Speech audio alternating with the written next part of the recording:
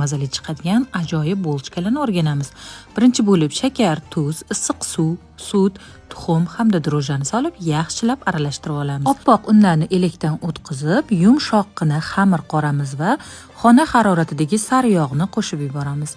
Zuvala shakliga keltirgach, xamirni oshirmasdan 10 ta teng qismga bo'lamiz va 5 minut tindiramiz. Sifatli 82% Belarusiya sariyog'ini olib eritishga qo'yamiz. Bu bilan yana ham bulchkamiz mazali chiqadi. Xamirlarni hammasini kichiklaganchadek qilib yoyib olamiz va orasiga eritilgan sariyog'ni ketma-ketlikda quyib chiqamiz.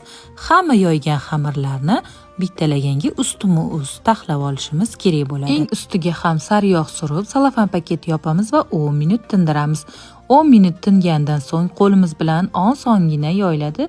Ozgina kattaroq qilib yoygach, xuddi videoda ko'rsatilgandek qilib lentachalarga bo'lib chiqamiz. Kichkina juva yoki o'qlovchi yordamida xuddi shunaqa qilib qo'limiz bilan yoyib, ichiga krem chiz yoki varyoniy moloko sursanglar bo'ladi. Yoki umuman nachinka solmasangiz ham bo'ladi. U holatda ham juda ham zo'r chiqadi.